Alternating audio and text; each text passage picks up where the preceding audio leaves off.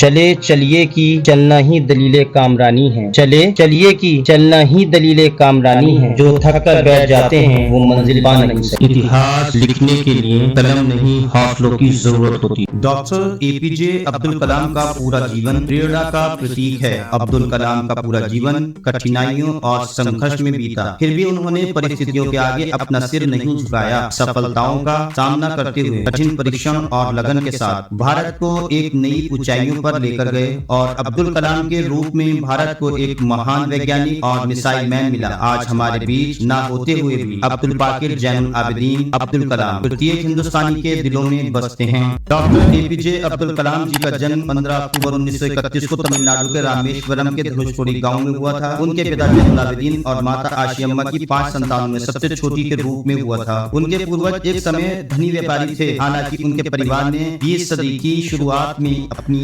अधिकांश संपत्ति खो दी। अब्दुल कलाम के पिता लकड़ी की नाव बनाने का काम किया करते थे, जो नौकाएं तीर्थ यात्रियों को लाने ले जाने के काम आती थीं। वो रामेश्वरम मंदिर के सबसे बड़े पुजारी पक्षी लक्ष्मण शास्त्री के मित्र थे। ये दोनों लोग हमेशा आध्यात्मिक मामलों पर चर्चाएं किया करते थे। अब्दुल कलाम के पिताजी अध्यात्म की जटिलताओं को भी तमिल भाषा में बहुत ही सरल ढंग से समझाया करते थे। अब्दुल कलाम के पिताजी उनसे कहा करते थे, हर एक इंसान अपने समय, स्थान और भली या बुरी हालत में उस देवी शक्ति का हिस्सा बन जाता है जिसे हम ईश्वर या अल्लाह कहते हैं। हम संकटों, दुखों या समस्याओं से क्यों घबराएं? संकट या दुख से हमें सीख मिलती है। मुसीबत हमेशा आत्मविश्वास का अवसर प्रदान करती है। अब्दुल कलाम के पिता का इन पर बहुत प्रभाव रहा। अब्दुल कलाम के पिता भले ही कम पढ़े लिखे थे, परंतु उनकी लगन और उनके दिए हुए संस्कार अब्दुल कलाम के बहुत काम आए। अब्दुल कलाम का घर मस्जिद वाली गली में था, जहाँ से रामेश्वरम मंदिर का रास्ता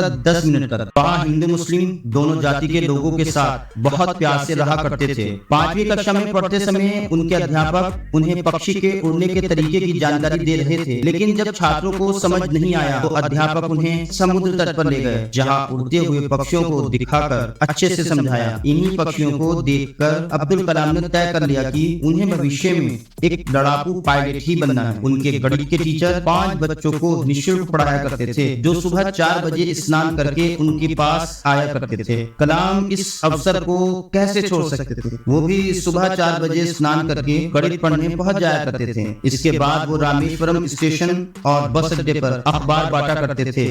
अब्दुल कलाम की माँ अब्दुल कलाम से बहुत प्यार दुलार किया करती थी। उनकी माँ एक उदार हृदय वाली स्त्री थी, जो प्रतिदिन अपने परिवार के सदस्यों के अलावा कई अन्य लोगों को खाना खिलाया करती थी। अब्दुल कलाम की माँ के खानदान का गांव में बहुत ही सम्मान था। डॉक्टर एपीजे अब्दुल कलाम का शुरुआती बचपन संघर्षों से भरा रहा था। उन्होंने अपनी आरंभिक शिक्षा जारी रखने के लिए अखबार वितरित करने का कार्य भी किया था। डॉक्टर अब्दुल कलाम को बचपन से ही सीखने का बड़ा शौक था। अब्दुल कलाम पढ़ने में समान बच्चों की तरह ही थे। कलाम हमेशा आसमान में उड़ते हुए पक्षियों से काफी प्रेरित हुआ करते थे और अब्दुल कलाम का सपना था कि मैं भी एक दिन आसमान में उड़ान भरूंगा। और कलाम रामेश्वरम के पहले ऐसे लड़के थे जिन्होंने आसमान में उड़ान भरी। रामनाथपुरम स्वतर्ज हाई स्कूल से मैट्रिक की शिक्षा पास की और सन 1950 में इंटरमीडिएट की पढ़ाई त्रिची के सेंट जोसेफ कॉलेज में की। फिर उन्होंने इसी कॉलेज से बीएससी की। बीएससी के बाद उन्होंने Madras institute of technology MIT engineering की शिक्षा पूरी की।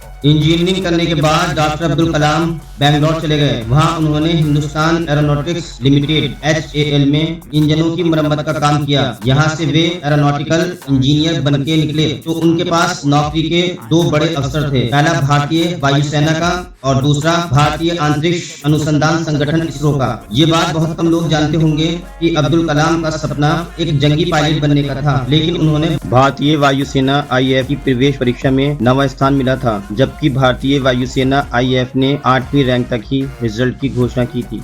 इसलिए अब्दुल कलाम पायलट नहीं बन सके, जिससे कलाम बहुत निराश हुए और उनके मन में ये विचार आया कि अपनी बहन के गिरवी रखे गहने कैसे छुड़ाऊंगा और इस कर्जे का कहां से अदा करूंगा। इस चिंता में अब्दुल कलाम काफी परेशान रहने लगे और उनके मन में खुदकुशी जैसे नकारात्मक विचार आने लगे और वे सोचते सोचते ऋषिकेश के शिवानंद आश्रम के पास पहुंच गए। उसके नीचे एक शिला है और उसी शिला के नीचे एक गंगा बहती है। वहां बैठकर अब्दुल कलाम सोच रहे थे, ना तो पैसे हैं, ना नौकरी मिली तो जिंदगी जीकर क्या फायदा। इसी शिला में कूदकर गंगा के नीचे अपनी जान दे दें। इसी बीच आश्रम से एक स्वामी निकले जिनका नाम शिवानंद स्वामी था। उनकी नजर अब्दुल कलाम पर पड़ी तो उन्हें आगाज हुआ कि ये व्यक्ति कुछ परेशानी में है। स्वामी ने अब्दुल कलाम को अपने पास बुलाया और पूछा, आप इतने परेशान क्यों हैं? तो अब्दुल कलाम ने आप बीती पूरी कहानी सुनाई। तो स्वामी जी ने पूछा, आप कहाँ के रहने वाले हैं? तो अब्दुल कलाम ने बताया, मैं केरल से आया हूँ। तो ये सुनकर स्वामी शिवानंद ने कहा, तुम मेरे आदर्श गुरु शंकराचार्य के गांव से हो और अपने आश्रम में ले गए। सबसे पहले अब्दुल कलाम को खाना खिलाया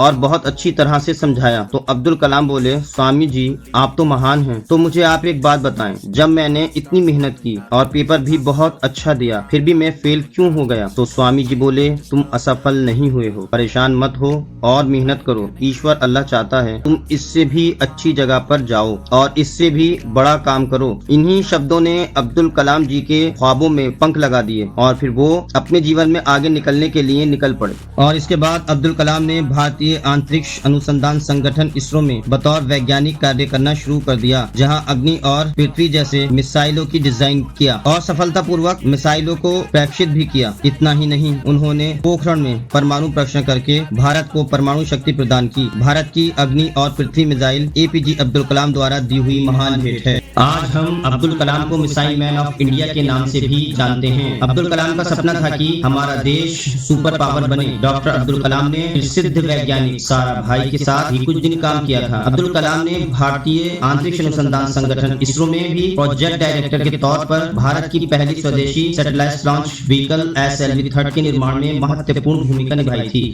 इस प्रथम सैटेलाइट व्हीकल से भारत ने वर्ष 1980 में रोहिणी सैटेलाइट सफलतापूर्वक अंतरिक्ष में भेजा और इस मिसाइल को बनाने में अब्दुल कलाम ने अपना अहम योगदान दिया, जिस वजह से उन्हें मिसाइल मैन की उपाधि से नवाजा गया। इसके बाद अब्दुल कलाम ने देश के लिए कई महत्वपूर्ण योजनाओं में काम किया और देश के लिए कई मिसाइलें बनाई। इसके बाद कलाम ने वर्ष 1992 से 1999 तक रक्षा अनुसंधान एवं विकास संगठन DRDO में सेक्रेटरी के रूप में कार्य किया। वे प्रधानमंत्री के मुख्य वैज्ञानिक सलाहकार भी रहे। वर्ष 1998 में दूसरे परमाणु परीक्षण में डॉक्टर अब्दुल कलाम ने महत्वपूर्ण तकनीकी और राजनीतिक भूमिका निभाई। इस सफल परमाणु प्रशिक्षण के बाद तत्कालीन प्रधानमंत्री अटल बिहारी वाजपेयी ने भारत को एक परमाणु देश विकसित किया और भारत विश्व में एक महाशक्ति के रूप में उभरा। डॉक्टर APJ अब्दुल कलाम ने भारत अर्थशास्त्र वैज्ञानिक के अलावा राजनीतिक में भी अपना बहुत बड़ा नाम बनाया। 18 जुलाई 2002 को डॉक्टर अब्दुल कलाम भारत के 11वें राष्ट्रपति बने। क्या आप जानते हैं कि डॉक्टर अब्दुल कलाम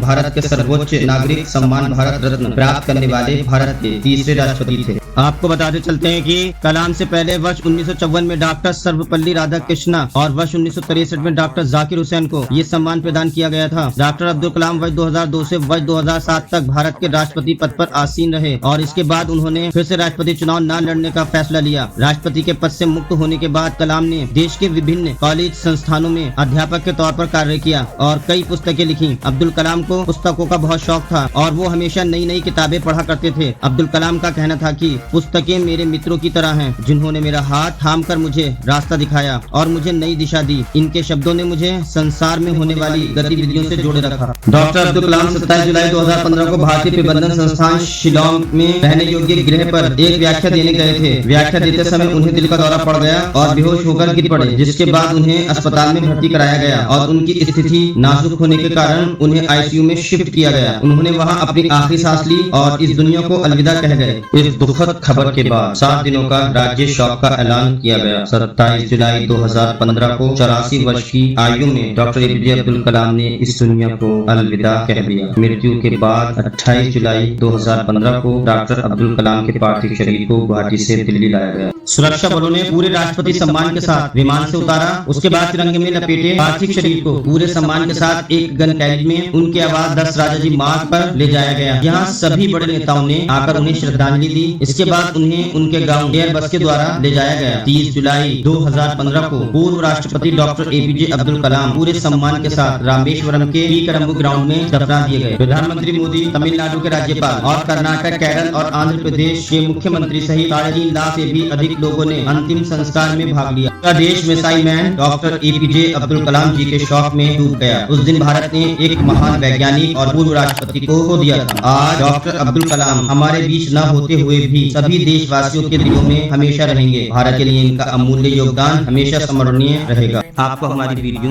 अच्छी लगी हो तो लाइक करें, शेयर करें और हमारे YouTube चैनल हिंद मोटिवेशनल को सब्सक्राइब करें। बेल आइकन दबाना बिल्कुल न भूलें ताकि हमारी आने वाली वीडियो का नोटिफिकेशन सबसे पहले आप तक पहुंच जाए। तो दोस्तों फिर मिलते हैं एक और नई कहानी के साथ। धन्यवाद। जय हिंद, जय भारत।